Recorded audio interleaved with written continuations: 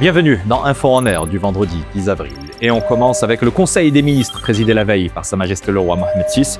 Ces travaux ont été marqués par un exposé sur le déroulement de la saison agricole du ministre de tutelle. Ce dernier a fait état d'une moyenne annuelle des précipitations de 520 mm, un niveau en hausse de 54% par rapport à la moyenne annuelle des 30 dernières années. Conséquence, les retenues des barrages approchent désormais les 13 milliards de mètres cubes avec un taux de remplissage de 75%. La bourse de New York a clôturé en hausse la veille et les investisseurs ont ainsi salué la perspective de négociations directes entre Israël et le Liban au deuxième jour de la trêve entre Washington et Téhéran.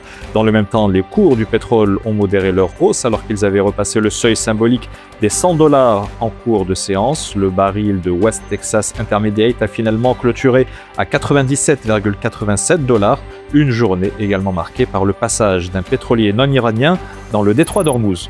La Direction générale des impôts invite vivement ses usagers à faire preuve de la plus grande prudence à la réception d'un SMS ou d'un mail douteux semblant émaner de ses services ou de sa plateforme. Dans le cadre du renforcement de la sécurité des services en ligne et des mesures préventives pour faire face aux actes malveillants, la DGI met à la disposition du public un centre d'assistance joignable au 05 37 27 37 27.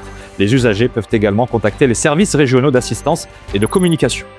Mercedes-Benz a enregistré un recul de 6% au niveau de ses ventes mondiales au premier trimestre de l'année.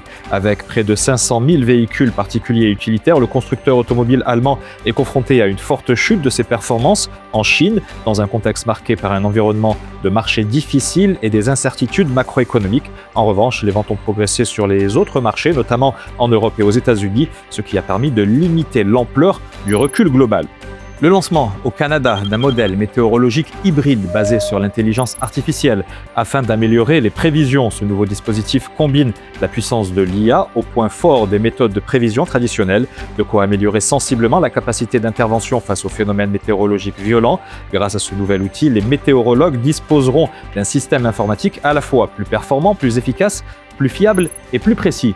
C'est la fin de cette Info en Air. Avis à ceux qui sont intéressés par les questions de santé. Infomédiaire et Brand Factory lancent une conférence le jeudi 30 avril à Casablanca sur l'hôpital du futur. Pour y prendre part, n'hésitez pas à cliquer sur le lien qui figure dans la publication ou en commentaire. Et d'ici là, portez-vous bien.